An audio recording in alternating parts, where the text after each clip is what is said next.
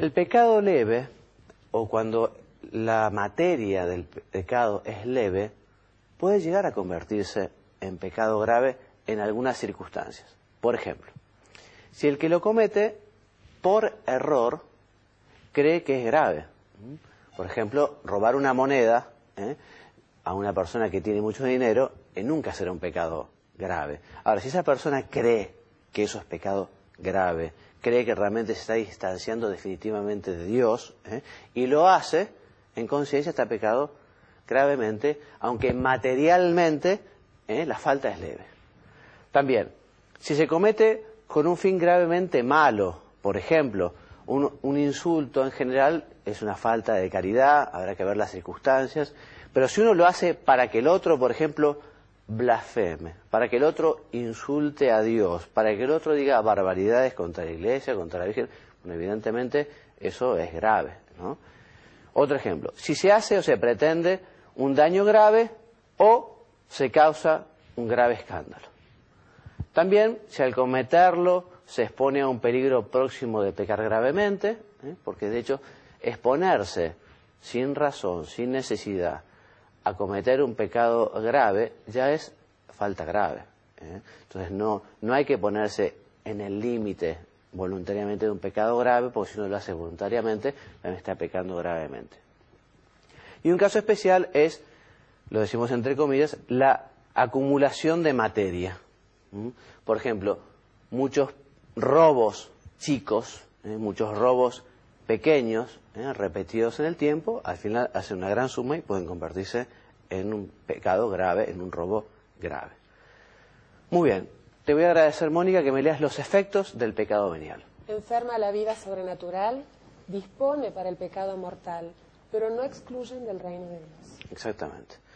Y hay que procurar luchar, ¿no? Porque efectivamente los pecados veniales pueden hacerse mala costumbre, Las mentiritas, ¿no? Las mentiritas, una mentirita piadosa. Bueno, la mentira de por sí de piadosa no tiene nada. También es verdad que a veces lo que la gente llama mentira piadosa es una lícita ocultación de la verdad, porque a veces uno tiene un derecho a la intimidad y la otra persona no tiene derecho a saber algo que uno hace o dijo. Entonces uno a veces contesta sin mentir, contesta otra cosa o no contesta. Eso es lo que a veces la gente llama mentiras piadosas. Pero lo que es mentira, ¿no? Y hay que estar muy lejos de la mentira porque el demonio es el padre de la mentira y tener al demonio por padre es una tristísima afiliación. Las mentiritas, las malas palabras, ¿no? O sea, es bueno en ese sentido esforzarse por pulir el carácter y que no se vayan metiendo estas costumbres que además pueden ser pecados veniales, además de ser una grosería, digamos, pueden ser pecados veniales. Bueno, 3 circunstancias se tienen que dar para que haya pecado grave, y esto es importante. Mónica, por favor. Primero, materia gravemente mala, en sí o en sus circunstancias, o que se crea que es grave, aunque de suyo no lo sea. 2, conocimiento de la gravedad. Y 3, voluntad de hacerlo. Entonces tiene que haber materia grave, tiene que haber conocimiento y tiene que haber voluntad. Vamos a explicar un poquito estas 3 circunstancias. Porque si la materia no es grave o no hay conocimiento o no hay un querer, no hay voluntad, entonces no será grave el pecado. Materia grave puede ser grave en sí misma, algo que siempre es grave, es la blasfemia o el aborto procurado, en fin. O puede ser grave en sus circunstancias, como una mentira, pero que tiene unas consecuencias tremendas para el prójimo. La advertencia es el conocimiento sobre la gravedad de la materia, que este conocimiento, digamos, debe acompañar o tiene que estar precedida a la acción. No basta que este conocimiento se tenga posteriormente. Esto es lógico. La ignorancia puede ser culpable o no, porque uno puede ser ignorante pero sin una responsabilidad porque no ha tenido posibilidad de conocer. Ahora, hay una ignorancia que es culpable, cuando efectivamente uno tiene la responsabilidad, el deber, la obligación de saber, de conocer. En caso de duda, ya lo veremos, siempre hay que salir de la duda. Más si es una duda positiva, que uno efectivamente piensa que aquello es grave, hay que salir de la duda, hay que averiguar, hay que preguntar, ¿no? Y después actuar. Esto de la ignorancia, les digo, puede ser culpable o no. Evidentemente todos los hombres estamos obligados a buscar la verdad. Además, todos los hombres tenemos en el corazón la ley natural dada por Dios que nos da una orientación para saber qué es lo que está bien y qué es lo que está mal. Pero puede ser que exista una ignorancia culpable. Entonces, si la ignorancia es inculpable, no hay pecado.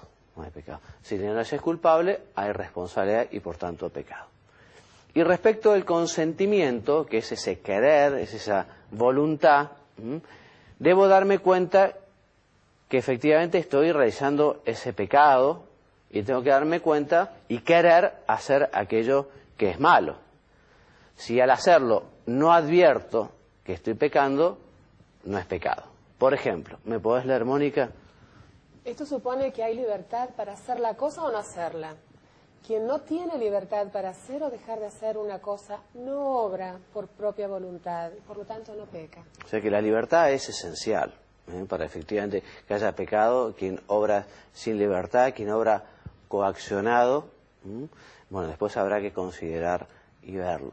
Además también estas cosas, en el fondo, el que sabe y el que lee la conciencia del hombre, el que conoce lo más profundo del motivo de la acción, es Dios, que es también en definitiva quien nos va a juzgar el día de mañana cuando tengamos que dar cuenta de nuestros actos. También te voy a pedir que me leas esto, dice, para que no haya pecado. No hace falta querer directamente ofender a Dios, esto sería algo diabólico. Peca todo el que hace voluntariamente lo que sabe que Dios ha prohibido. Si falta cualquiera de estas tres condiciones, no hay pecado grave. Bien, entonces, materia grave, conocimiento y voluntad. Lo hemos dicho al principio, lo repetimos ahora. El pecador no hace falta que quiera ofender a Dios, que además no es lo habitual. La persona que roba un banco, no roba un banco porque quiere ofender a Dios, sino porque tener una billetera con billetes grandes, en fin, facilita mucho la vida, la hace muy cómoda, pero no porque quiere ofender a Dios. Pero evidentemente el que roba un banco está desobedeciendo a Dios y está cometiendo un pecado, en este caso un pecado grave. Bien, conclusión.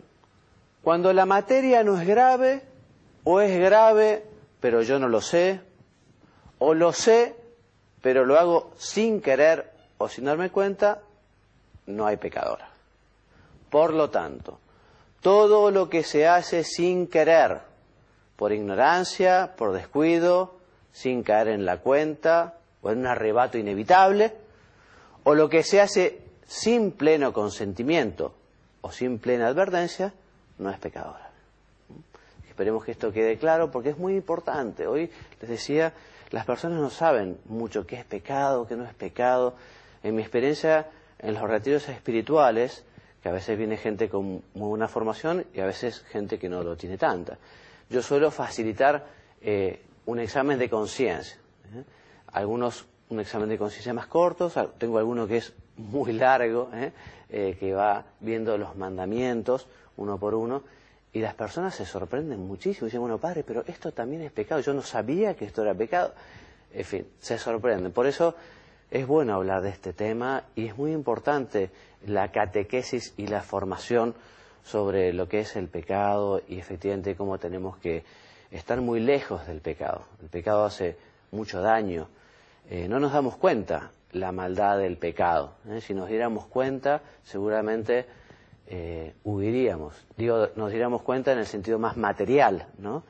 Porque de hecho, por ejemplo, el cura de Ars cuenta que una vez, en un sermón, una vez Dios le mostró a un profeta cómo quedaba el alma en pecado mortal, ¿no? Y dice que se parecía al cadáver corrompido de una bestia después de haber sido arrastrado durante 8 días bajo los rigores del sol, ¿no? Una palabra bastante fuerte, porque manifiesta, en fin, la fealdad, lo horrible que es el pecado con esta comparación, ¿no?